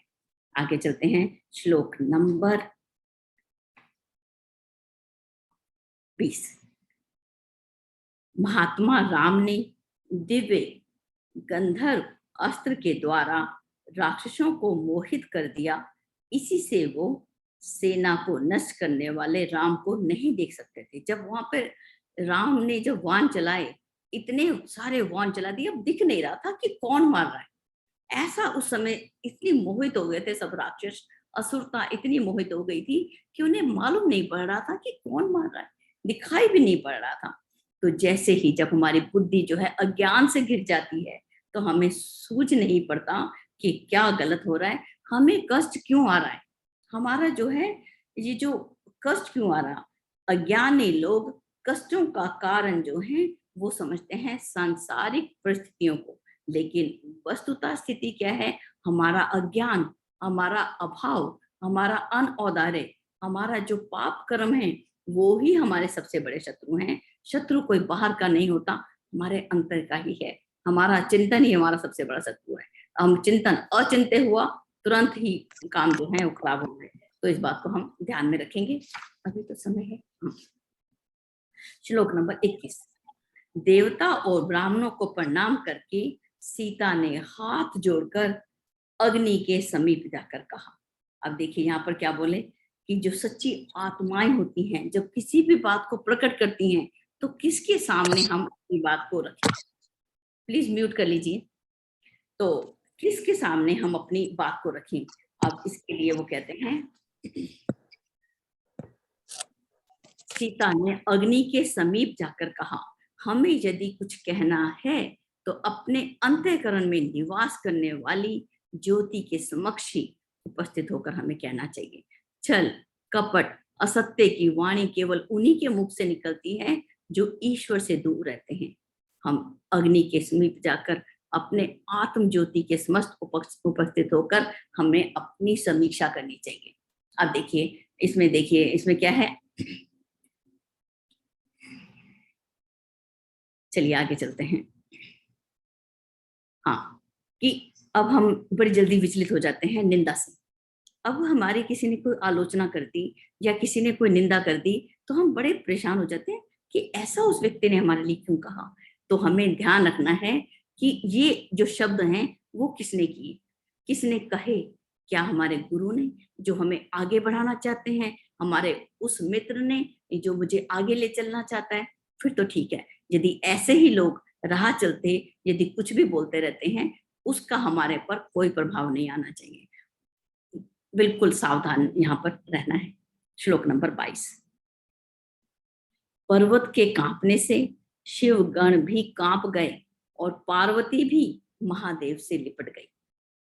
अब इसका मतलब श्रद्धा और विश्वास की बात हो रही है यहाँ पर, कि जब हमारा आधार ही विचलित हो जाता है, तो उससे क्या है, वस्तुएं क्या है ऊपर पड़ी हुई, जब वस्तुएं विचलित हो जाती हैं, चाहे वो कितनी भी बड़ी क्यों ना हो। यहाँ पर महादेव बैठे हैं और यहाँ पर माँ पार्वती हैं, वो भी जब कंपायमान हो गए, तो कोई भी व्यक्ति, जब हमारा दृष्टिकोण वो विचलित हो जाए, हमारा जो है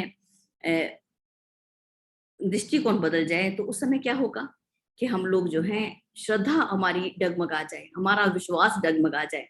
श्रद्धावान लभते ज्ञानम। अब जब किसी व्यक्ति पर हमें श्रद्धा ही नहीं है, तो वो चाहे कितना भी ज्ञान देता रहे, तो क्या हम उसको धारण करेंगे? नहीं करेंगे। तो सबसे बड़ी बात है, जो रामायण जब प्रारंभ होती है, उसमें सबसे पहले आता है ओम भवानी शंकरो वंदे श्रद्धा विश्वास रूपणे। कि यहाँ पे भवानी की और भगवान शंकर की जो वंदना की गई, वो श्रद्धा और विश्वास के रूप में। जब रावण ने हिमालय पर्वत को उठाया, तो ऊपर बैठे हुए शिव और पार्वती भी कांप गए। तो जब भी जितना भी समाज में कहते हैं, संसार में जितने भी व्यक्तिगत या सामूहिक परिवर्तन होते हैं, उसका मूल कारण क्या है? केवल दृष्टिकोण का, वो ही आधार का परिवर्तन है। हम अपने को, अपने समाज को जिस दिशा में परिवर्तित करना चाहते हैं, वैसी ही हमें दृष्टि चाहिए, वैसे ही हमें विचार चाहिए, वैसी ही हमें आधारशिला चाहिए। तो ये जो है हमें बताया कि हमारे परिवार में अब श्रद्धा और विश्वास, सबसे पहले जब हम परिवार निर्माण की बात करते हैं, हमें अपने परिवार के लोगों पर सबसे पहले अपना विश्वास रखना चाहिए। विश्वास नहीं डगमगाए। अगर कोई व्यक्ति गलती भी कर रहा है, तब भी हम बोलें मुझे विश्वास है तुम ये नहीं कर सकते, तो देखिए वो क्या करेगा, वो हमारे विश्वास को नहीं डगमगाएगा। विश्वास जो है, और हमें भी किसी के विश्वास को नहीं तोड़ना, इस बात का पूरा ध्यान रखना है। अपनी श्रद्धा विश्वास के अंदर बहुत अच्छे से बना रहना चाहिए। आगे चलते हैं। श्लोक नंबर 23। हे वानर राज, स्त्री, पुत्र, नगर, राष्ट्र, भोग, वस्त्र, भोजन, ये हमारी अविभक्त संपत्ति होगी। अब ये जो संसार में जितनी भी संपत्ति है वो किसी एक व्यक्ति की होगी। यहाँ पर जो है रावण और बाली का संवाद है, ये दोनों की किसी की भी नहीं हो सकती, किसी एक व्यक्ति की नहीं होगी। ये ईश्वर ने जो भी दिया, वो जो भी सामग्री इस संसार में है, उस पर मानव प्राणियों का समान रूप से अधिकार है। संपत्ति को अपने अधिकार में लेना, इसको यहाँ पर हटाने का प्रयास किया गया। ईशावास्य उपनिषद के अंदर भी आता है। ये धन किसका है? ये धन ईश्वर के द्वारा प्रदत्त है। ये धन जो है किसी एक व्यक्ति का नहीं है। माँ गृधा, कोई भी व्यक्ति इसमें लालच ना करे। जो भी ईश्वर ने दिया, जो भी दिया, क्या वो कम है? नहीं, वो बहुत है, बहुत ज्यादा दिया।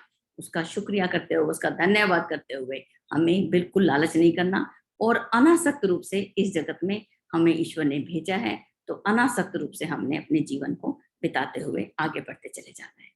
श्लोक नंबर 24 पे आ गए हम।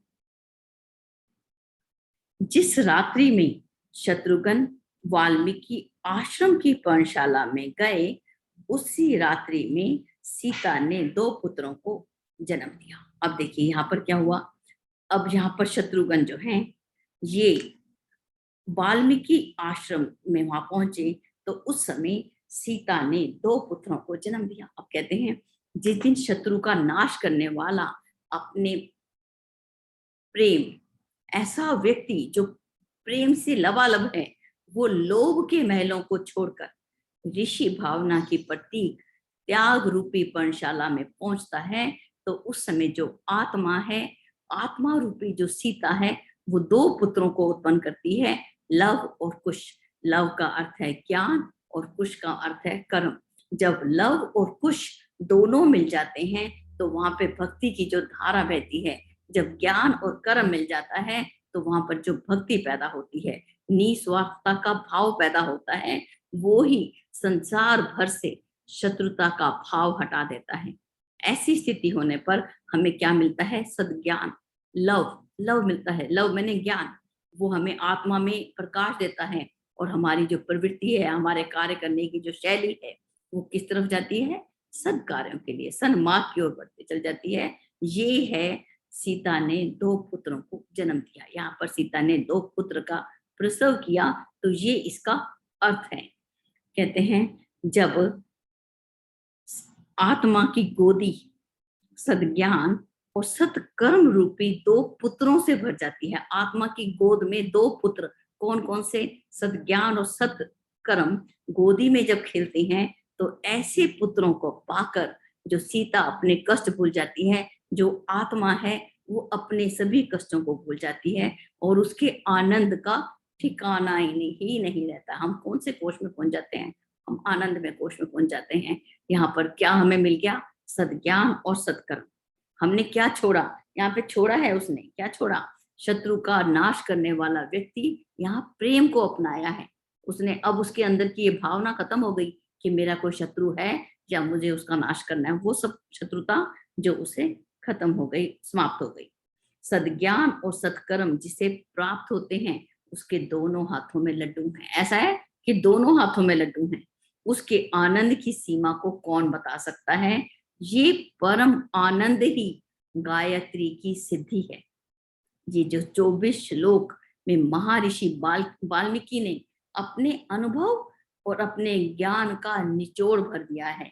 ये जो पंक्तियां हैं जो ऊपर दिखाई, 24 श्लोक दिखाए गए, इसके अंदर यदि हम स्वतंत्र चिंतन करें, इन्हें समझें, इन्हें मनन करें, जिसका पहला ही श्लोक था देव ऋषि नारद की तरह, हम इनको समझें, इनको मनन करें, इनका चिंतन करें और आत्मसात करें। अपने जीवन में जब आत्मसात कर लेंगे तो उन्हें बड़े बड़े अद्भुत ज्ञान रतन इसमें छिपे हुए ही मिलेंगे।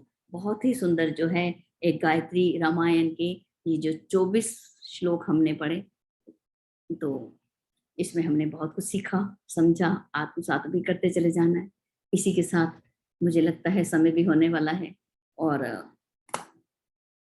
आप सभी का धन्यवाद बहुत बहुत। आप सबने इतने ध्यान से सुना। बाबूजी को मेरा प्रणाम।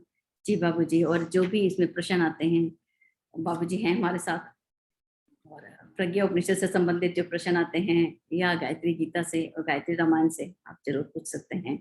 और अपना अनुभव बताऊं तो अपना अनुभव मैं यहीं पर शेयर कर देती हूँ। अभी 2-3 मिनट बचे हैं हमारे पास। तो उसके अंदर हम जब बाबूजी से जुड़े तो हमने उपनिषद को सीखा। उपनिषद को हमारे अंदर आना, मुझे तो उपनिषद का शब्द भी नहीं पता था। मैंने तो कभी स्कूल में भी नहीं पढ़ा था कि उपनिषद कितने होते हैं। पढ़ा भी होगा तो कोई ध्यान नहीं था। बाबूजी ने बोला लेके आओ, लेके आए, पढ़ना शुरू किया। पढ़ना, जब हमने योगा, ये योगा बोलते हैं, प्राणायाम बोलते हैं, जब मैंने प्रारंभ किया था मुझे तो दमा था। मैं एक अच्छी एलर्जिक थी और मुझे ऐसा था कि सांस चढ़े रहता था और डॉक्टर ने बोला दमा दम के साथ। और अब देखिए इतना प्राणायाम किया, प्राणाकर्षण प्राणायाम से इतनी सिद्धि मिली, बिल्कुल कुछ भी दमा तो मुझे मतलब ही नहीं। लेकिन हाँ, इतना मैं जरूर बताऊंगी कि यदि 1 महीने के लिए छोड़ दूं तो वापस आ जाएगा। इसलिए सावधान होकर मैं नित्य प्रति मैं प्राणायाम को अपने जीवन में जरूर उतारती हूँ। और आसन, बंद, मुद्रा प्राणायाम नित्य, अगर आधा घंटा नहीं करना, 10 मिनट 15 मिनट जरूर करती हूँ। वज्रोली मुद्रा मेरी बहुत ही प्रिय है, मैं बहुत जरूर करती हूँ।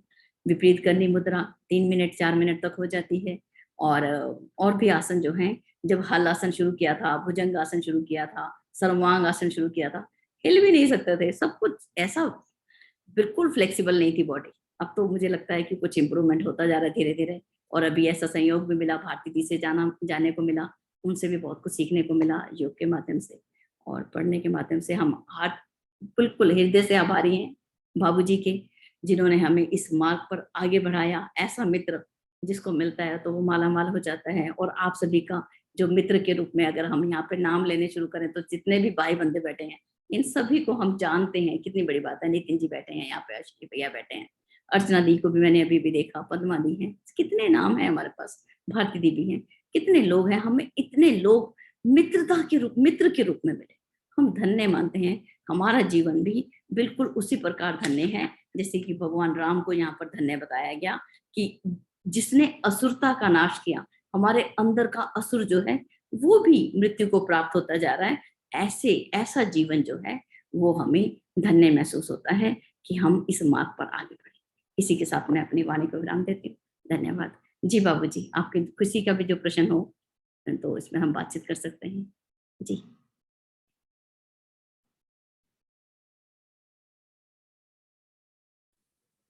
जी दीदी, बहुत बहुत धन्यवाद। तो भी निवेदन है जी, तो जी सुरेंद्र पटेल जी का इसमें हैंड रेज्ड है। जी भैया।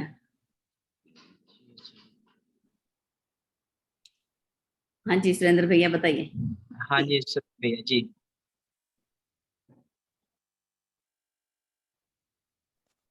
जी प्रणाम दीदी, प्रणाम बाबूजी। बाबूजी, मेरा प्रश्न इनसे था, संस्कार विधि से। मैं मनुस्मृति पढ़ रहा था और सत्यार्थ प्रकाश भी पढ़ रहा था। तो उसमें बाबूजी गर्भाधान संस्कार से संबंधित कुछ विशेषताएं और नियम दी गई है कि कब गर्भाधान संस्कार के लिए प्रयास करना चाहिए।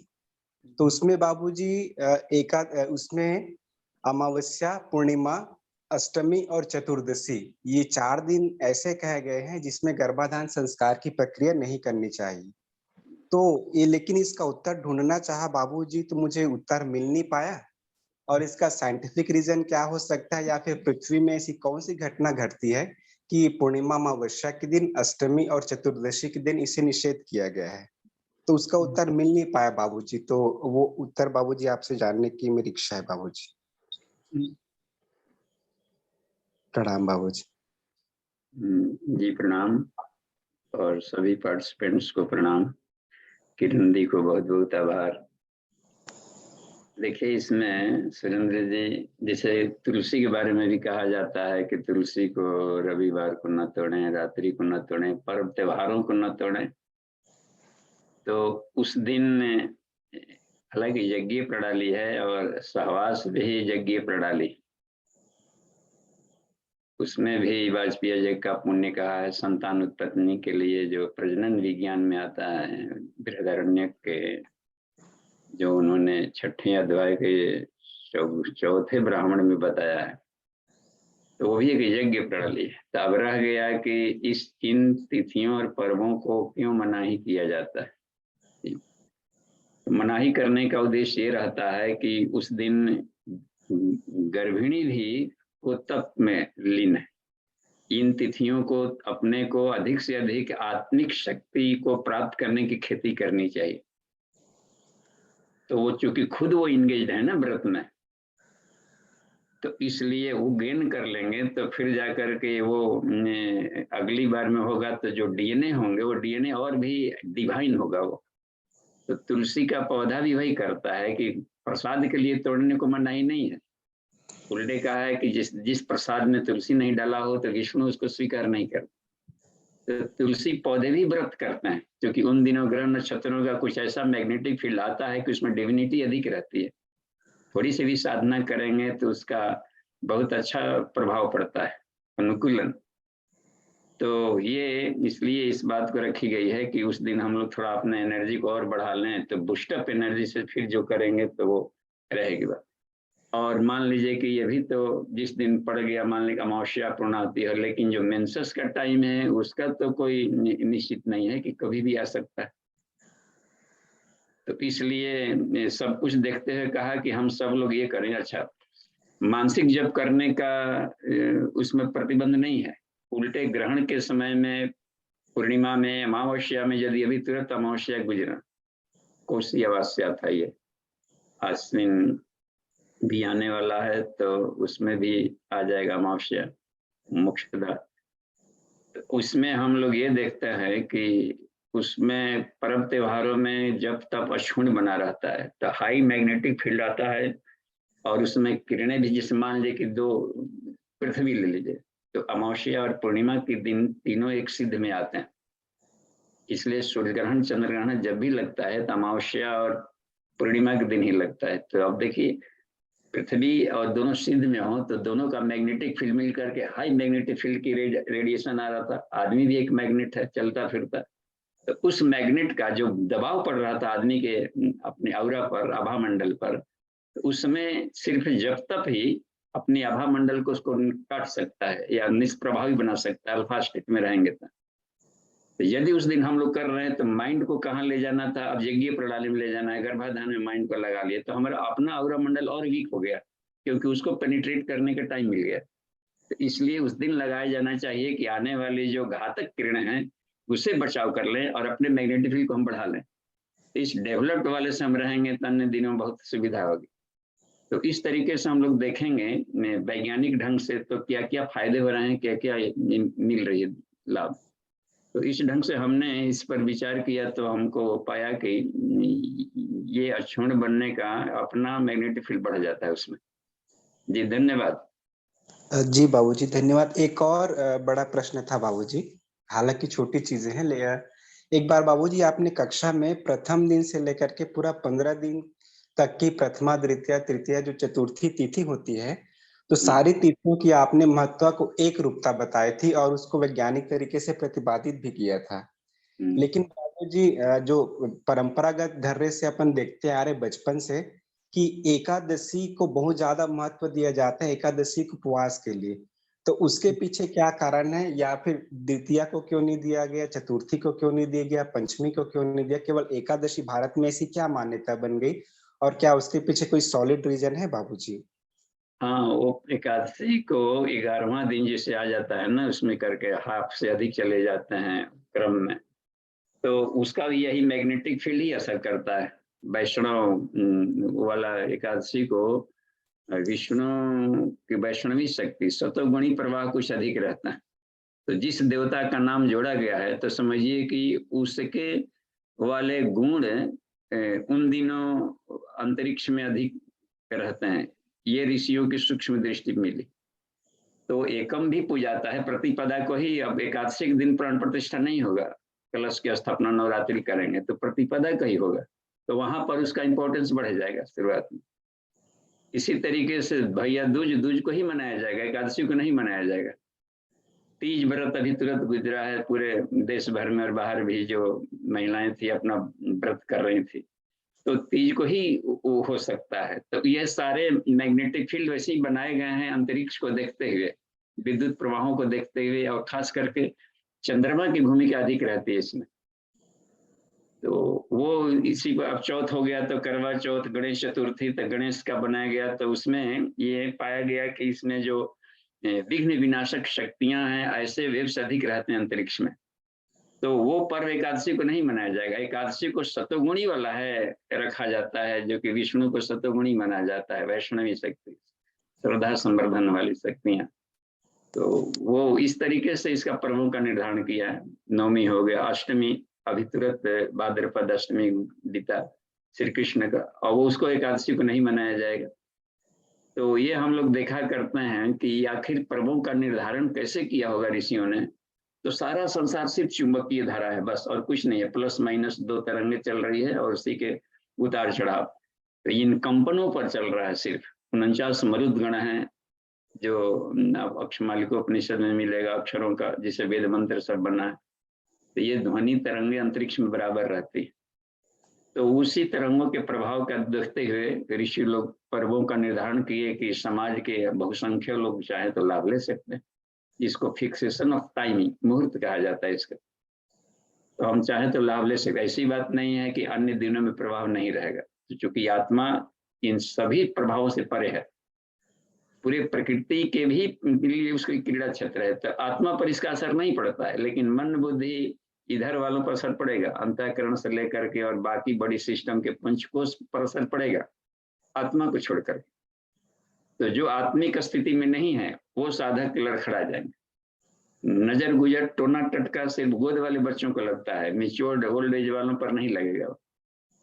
तो इसलिए रखा जाता है कि जो पर्व त्योहारें सामान्य लोग हैं उसमें पाएंगे, लेकिन योगी स्तर का व्यक्ति है उसके लिए तो सालों भर एक जैसा है।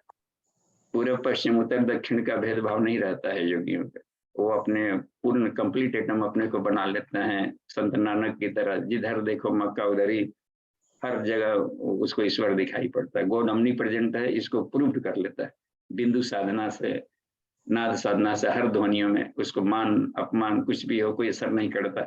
नहीं तो ये नजर गुजर की तरह मान अपमान ध्वनि तरंगे टोना टटका प्रभावित कर डालेंगे। तो ये सामान्य लोगों के लिए व्रत उपवास है। उपनिषदों में मना किया है उच्च कक्षा में इस तरीके के व्रतों के पछड़े में संकल्प मात्र संभव बंधा कह दिया है। यज्ञ तपदान विधि विधान संकल्प वो बंधा, ये मिलेगा निरालंबों में। तो वो साधक के सापेक्षता के सिद्धांत पर सब पर्व त्योहार बनाए गए। जी बाबूजी, बहुत बहुत धन्यवाद बाबूजी, प्रणाम। जी प्रणाम। और कोई प्रश्न है तो चैटिंग में बोल सकते हैं या लिख सकते हैं, कहीं से भी कुछ भी। पंचकोशों की साधना में कहीं गियर फंसा हो तो पूछा जा सकता है। जी सुमन दीदी। प्रणाम बाबूजी, प्रणाम दीदी, प्रणाम भैया। बाबूजी मेरे 2 क्वेश्चन है कि अगर विपरीत परिस्थिति में किसी ने कुछ कहा, मुझे पता है वो रॉन्ग कहा है, फिर भी हम उसको या तो इमीडिएट रिप्लाई दे देते हैं रॉन्गली वे में, या आंख से आंसू बहता है, तो दोनों ही रॉन्ग है। मुझे पता है कि उपेक्षा का भाव रखना है, लेकिन उस टाइम हम भूल जाते हैं।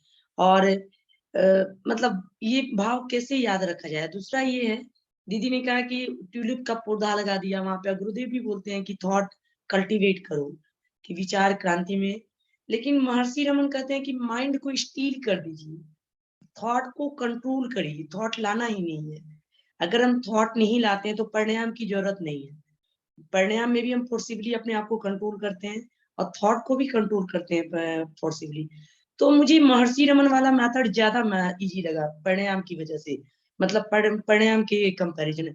और मुझे थोड़ा मतलब अच्छा भी फील होता है जब मैं उसको प्रैक्टिस करती हूँ कि थॉट को कंट्रोल करूँ। लेकिन वो चीज कैसे कंटिन्यूटी लाई और कैसे मतलब तालमेल कैसे बैठाऊं, ये चीज दोनों मुझे नहीं हो पा रहा।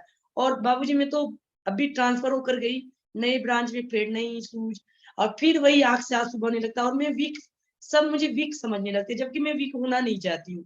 और एक आध्यात्मिक आदमी तो वीक होता ही नहीं है। तो मुझे कैसे कंट्रोल करना है ये बताइए मुझे।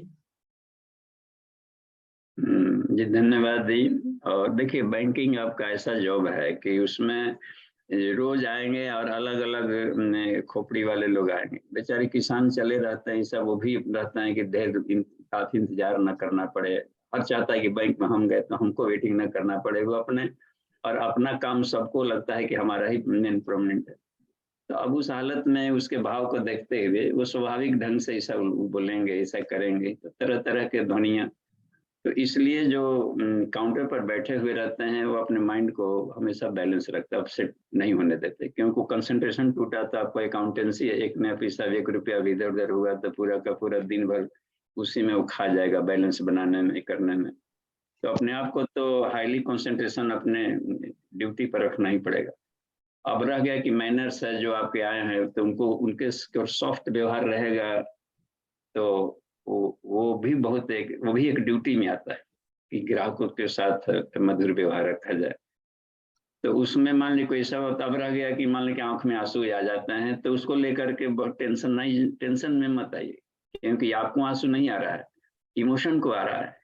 उधर हम अपने आप को अलग नहीं कर पाते हैं कि हमारे कुछ स्टाफ सेंटिमेंटल है, मन बुद्धि चित्त अहंकार में, इसमें से उनमें से बेचारा इस तरीके के एक एस्पेक्ट बना लिया। वो ठीक है कि हम संत हैं, हम अच्छे हैं, लेकिन अच्छे होने के एक एक्सपेक्ट बना लिया ना कि हमको दूसरे के भावनाओं के साथ तालमेल नहीं बिठा पा रहा है। तो वो भावनाओं की अभी भी वो कमजोरी है उस बॉडी का, जो एक स्टाफ है जो इमोशन वाला, तो उसको हम समझा दें कि ठीक है कोई बात नहीं, उसकी भी भावनाएं हैं, बेचारा इस माहौल में नहीं जिया है इसलिए ऐसा बोल दिया, तो वो फिर ठीक हो जाता है। तो ऑब्जर्वेटरी बुद्धि को विकसित किया जाए तो ठीक रहेगा, लेकिन पहले से आप स्ट्रांग हैं, हम देख रहे हैं कि पहले से काफी चेंजेज है इसमें, और रोल लेना हानिकारक नहीं है। आंसू आ जाता है तो आंसू भी कुछ भाषा बोलते हैं, और वो भाषा मौन रहने से 1000 लोगों की बोलती बंद भी हो जाती, तो वो एक तरीके से बढ़िया है। लेकिन धीरे धीरे अपने आप समीक्षा में आ जाता है। स्वाध्याय की करते रहे और अपने काम के प्रति हम पंक्चुअल रहे, कि हम डिफॉल्टर नहीं, वो बेचारा बोल दिया ऐसा तो कर दिया। आंसू इसलिए आ गया कि ऐसा हम एक्सपेक्ट नहीं किए थे, तो एडवर्सिटीज में आ गया।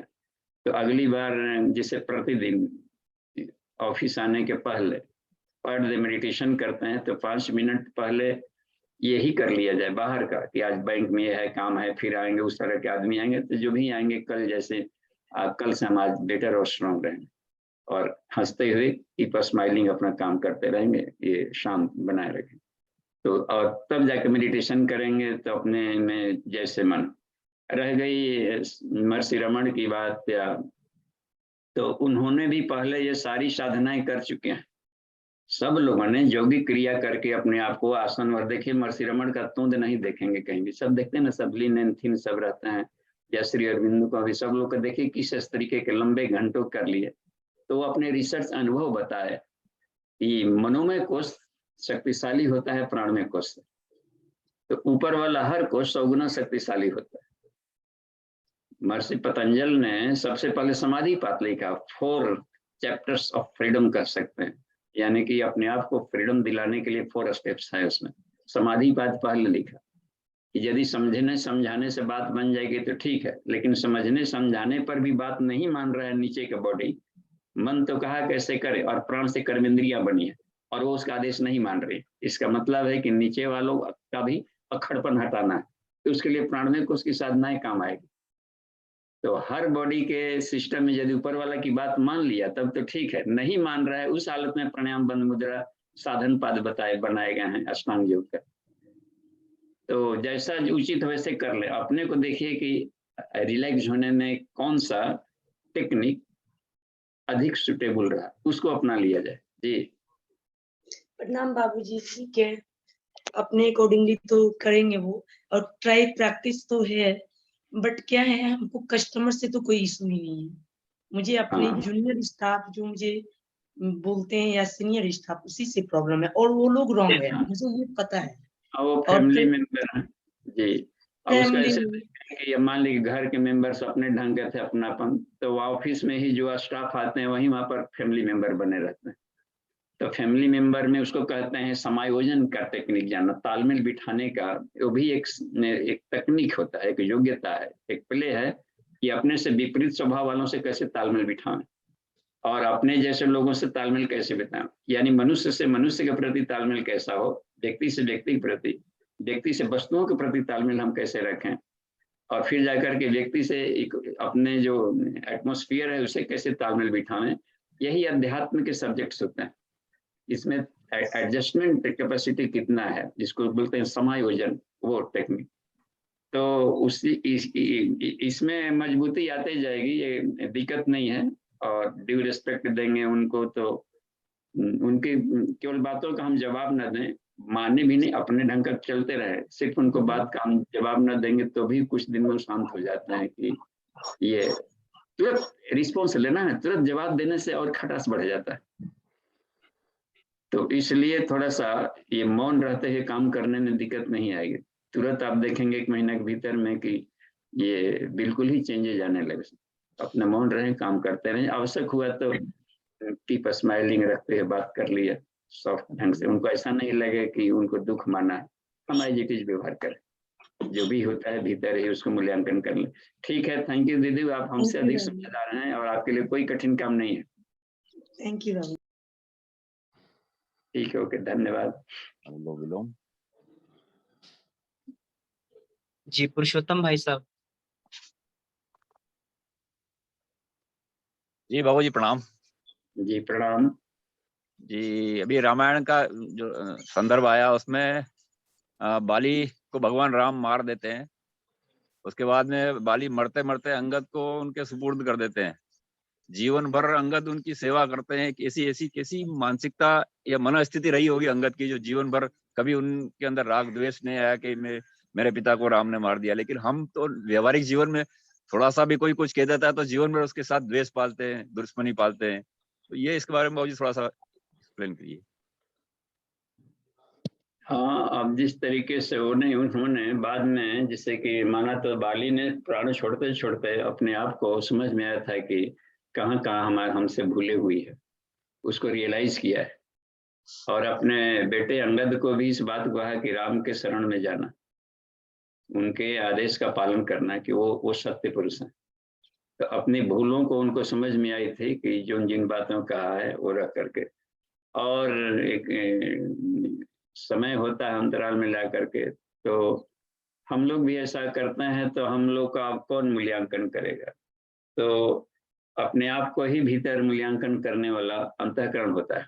अंतरात्मा को बेचैनी होती है, कुछ अटपटा कहा जाए किसी प्रति कहीं, तो बाद में लगता है कि नहीं, वो कुछ थोड़ा सा लगता है कुछ अधिक हम एग्रेसिव हो गए, सामने वाले को थोड़ा हर्ट हुआ होगा। तो सबसे अच्छा जजमेंट देता है अपने भीतर का बैठा, उसको गुरु कहा जाता है। अंतःकरण को ही सबसे बड़ा गुरु कहा जाता है भीतर में। तो जैसे जैसे हम साधना में अपने आप के शरण में जाते जाएंगे भीतर, तो एक गुड सलाहकार भीतर ही मिल जाता है, ईश्वरीय चेतना।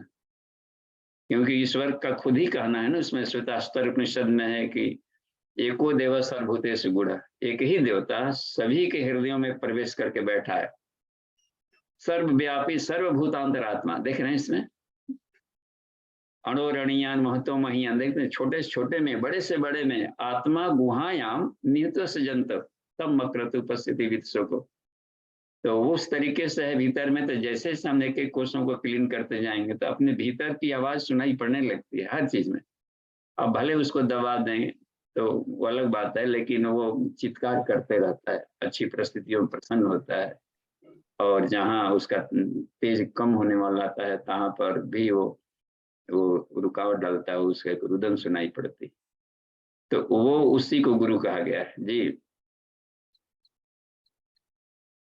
और जब हम उसको, पुरुषोत्तम जी, जब तक से हम उसकी आवाज नहीं सुनते हैं तो बाहर के गुरु की जरूरत पड़ती।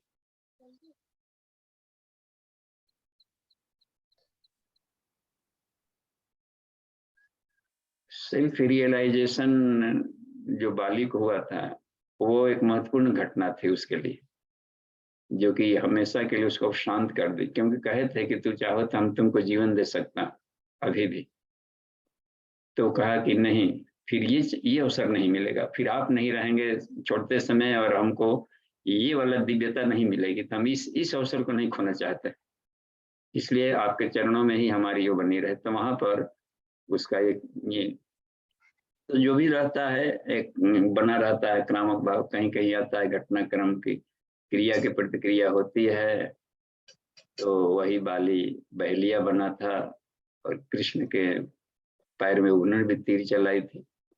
तो ईश्वर इस बात को ये साबित करना चाहता है कि क्रिया की प्रतिक्रिया होती है, लेकिन महापुरुष जानते हैं कि भले हम झेल लेंगे क्योंकि हम कर्मफल व्यवस्था से परे है, लेकिन समाज को उसके चलते कोई क्षति न होने पाए। पंच जाते हैं झगड़ा फैलाने तो उन पर भी लाठियां पड़ जाती, लेकिन वो सह लेते हैं समाज के लिए। तो इस तरीके से संत सुधारक शहीद होता है।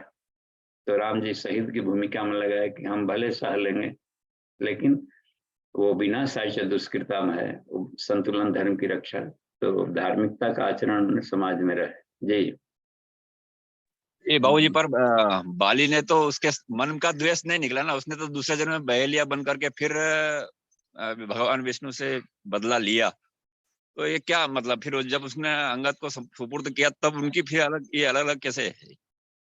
हाँ, असल में होता है ना, और चेतन मन में केवल एक दिन के बाद से नहीं बनती है, क्योंकि वो जब तक से हमारे कर्माशय जो होते हैं, जिस भाव को विचार को लिया, वो क्लीन नहीं होगा तो बार बार जन्म लेने पड़ता है। तो आत्यंतिक क्लीनिंग विदेह की स्थिति वाली जब आती है तब वो बात बन जाएगी। लेकिन जो आवेश के ग्रस्त के जो भाव थे वो गहरी जड़ें पड़ गई थी। तो ये विचार भाव को रहते हुए भी एक वाला जो आता है अपने, जिसको कहा जाता है कि सबकॉन्शियस माइंड में जो गहरी चली गए, वो तो ऋषि वचनम तब अर्जुन ने भी कह दिया था कि हम आपके वचनों को हम करेंगे जैसा कहिएगा। अब देखिए युद्ध भूमि में आने पर कहे तब ठीक है विस्पितामह कुमार, तो फिर कह के नहीं मारेंगे। अब देखिए अब ऋषि वचनम तब कहाँ चला गया, उसी हालत में सुदर्शन से उठाना पड़ा था कि तब ठीक है हम तब अपने वचन को तोड़ रहे हैं, अब हम तब युद्ध करेंगे। अनेकों जगह पर रोकने पर भी तो जो हमारा सबकॉन्शियस है, एक दिन के रियलाइजेशन से बात नहीं बनती, अब उस पर लंबा अभ्यास नहीं रह पाया। तो इसलिए जो अपने आवेश हैं जो निकले हुए रहते हैं, वो आवेश वाला, तो वो घटनाक्रम हमको कुछ दूर तक कर करा लेता है। तो वो या ये कह सकते हैं कि जो अव्यक्त शक्ति है वो और भी ट्रेनिंग देना चाहती है, प्रशिक्षण। क्योंकि वहां भी पछताया था कि अरे हम तो सोचे थे कि हिरण की इसकी आंख है, मारे शब्दवेदी बाण जैसा कुछ वहां गए थे पानी लेने, या कुछ ऐसी भी बन गई थी, कुछ आंखें चमक रही है पैरों में, तो बाद में उसको पछतावा हुआ था बहेलिया को। तो वो भी हो गया था, दशरथ श्रवण कुमार की तरह से उसको हो गया था वहां भी। इन्होंने दिखाया कि फिर भी ये युद्ध हल नहीं है, ये कहना था। युद्ध किसी चीज का समाधान नहीं होता है, अस्थायी व्यक्तित्व परिवर्तन ही अस्थायी समाधान होता है। तो प्रकृति इस ढंग से भी शिक्षण देते रहती कि युद्ध का सहारा ले। कृष्ण ने भी युद्ध का सहारा लिया, लेकिन वो आत्यंतिक समाधान नहीं था। इसलिए भगवान बुद्ध है कि देखो बिना युद्ध को भी विश्व को बदला जा सकता है। तो अब देखिए प्रज्ञा बता रहा है, क्योंकि उन दिनों बुद्धिमानी के कमी के चलते लोग गलतियां करते, आज बुद्धिमान ही गलती कर रहा है।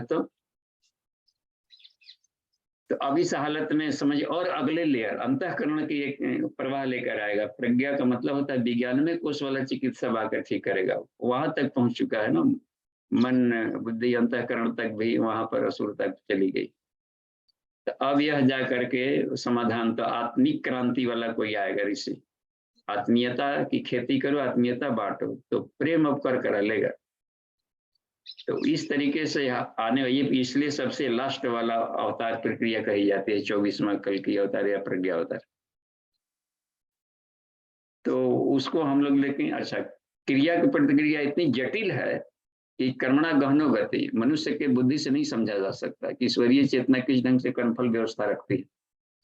अपना अच्छे से अच्छा करे तो अच्छे के अच्छे परिणाम आते हैं, गलत के गलत आते हैं, पर प्रकृति क्रिया की प्रतिक्रिया पर चलती है। जो पत्थर फेंक दिया आपने, अब सोचते हैं कि ओहो नहीं फेंकना चाहिए था, ये गलती से फेंका गया, लेकिन गया है तो ऊपर से आएगा ही, माथा पर टनाक से गिरेगा ही। तो जो आवेश प्रोजेक्ट कर दिए जाते हैं वो प्रक्रिया से लौट करके आते हैं। तो उस क्रियाओं में चला गया था आवेश में कि हम भी यदि होगा तो इसको हम बदला लेंगे। आपने ठीक किया, लेकिन छुप करके मारना पड़ा आपको। अब वो तो लाचारी थी कि सामने आने पर आधा बल उसमें चला जाता था देखते ही उसको। तो वो आ गया है ना कि किस तरीके से वो जिसे कि अश्वत्थामा मारा गया वाले शब्दों को नहीं बोला जाता, तो द्रोणाचार्य को मोह होता ही नहीं, शोकग्रस्त होता है। जब मोहग्रस्त नहीं होंगे तो धनुष रखेंगे नहीं। और नहीं रखेंगे तो विश्व में कोई धरती पर नहीं हरा सकता। और वो मिसयूज कर रहे थे। ऐसे ज्ञानी आदमी को धर्म के पक्ष में रहना चाहिए था। तब जब गुरु ही अधर्म के पक्ष में लड़ने लगे तो उसका क्या किया जाए। तो इसलिए आपातकाल में इस तरह की व्यवस्थाएं करनी पड़ी थी। फिर भी इसको अवांछनीय कहा गया। ये आपातकाल ही रखा जाता है जी। तो जी प्रकृति हाँ क्रियाएं प्रतिक्रियाएं करती है, इसलिए उसमें उलझने से बढ़िया है कि हम सत्कर्मों से नाता जोड़ें। जी जी जी, धन्यवाद बाबूजी, धन्यवाद।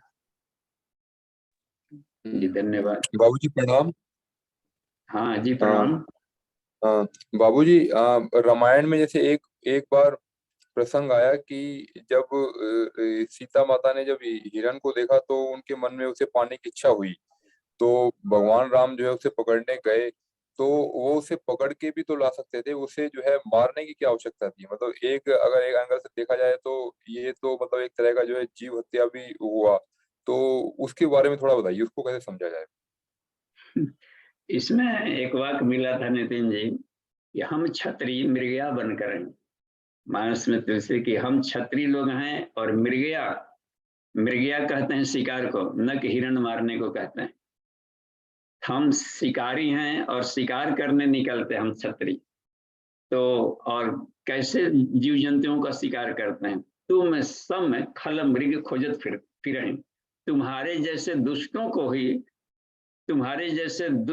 ही हम लोग शिकार करते। तो इन्हीं को कहा गया शिकार के शब्द में आया है। तो वो दुष्टता का अंत इनको भी तो मालूम है, एक परब्रह्म है और उनको भी शक्ति मालूम है और लीलाएं कर रही हैं दोनों। उनको मालूम है कि ये इस तरीके से मारीच ये बना हुआ है। इस क्रम में अब वो भागते चल जाता था ना, इस तरीके से वो कहीं गायब हो गया, मायावी है गायब हो गया, कहीं हिरण दिखता था कहीं नहीं दिखता था। इस तरीके में इधर विलम्ब भी होते जा रहा था, बहुत दूर दूर निकल कर चले गए थे, यहाँ भी बात थी। और सीता जी भी हमेशा याद रखिए कि ओरिजिनल वाली नहीं थी वो।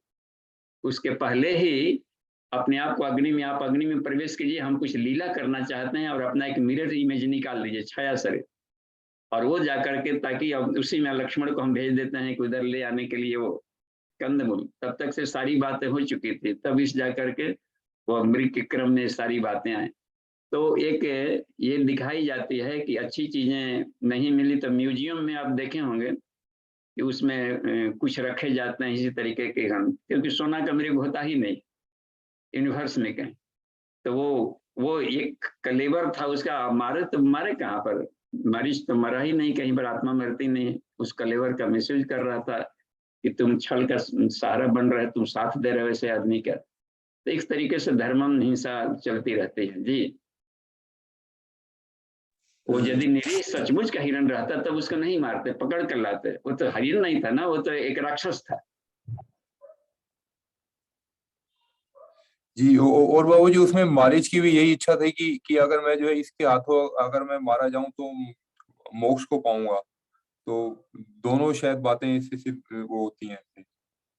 जी, और इच्छा इसलिए बनी थी ना कि रावण का दबाव था कि यदि तू नहीं करेगा तो हम मार डालेंगे। सोचा कि जब मरना ही है तो भगवान कहां से क्यों नहीं मरे। रावण भी कहा कि हम नहीं छोड़ने वाले हैं, तू यही हमारे कहा ना मारेगा तो हम ही मार डालेंगे। तो इसलिए कहा था कि जब मरना ही है तो हम क्यों नहीं भगवान कहां से मरे।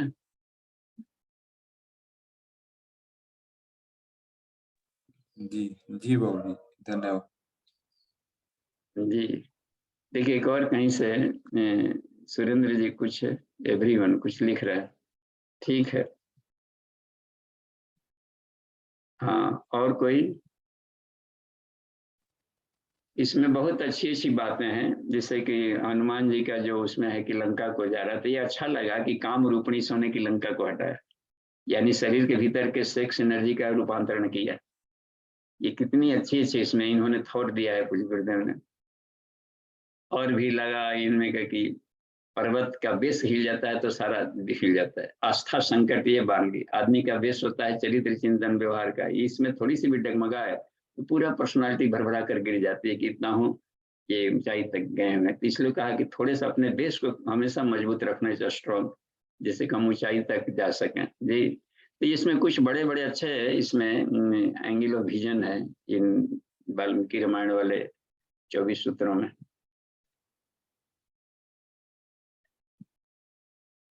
जी बाबूजी, बहुत बहुत धन्यवाद। समय भी हो गया बाबूजी। तो शांति पाठ कर लीजिए। जी बाबूजी, जी जी जी। ठीक है, कल मिलते हैं जी। जी बाबूजी। तो शांति पाठ बाबूजी निवेदन है, तो आप इसको शांति पाठ।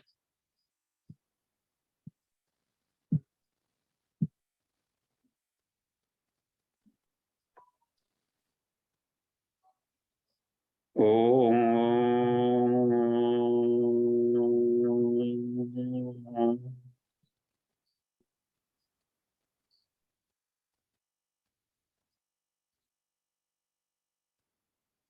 शांति शांति शांति। समाप्ति। हाँ बाबूजी, बहुत बहुत धन्यवाद सभी।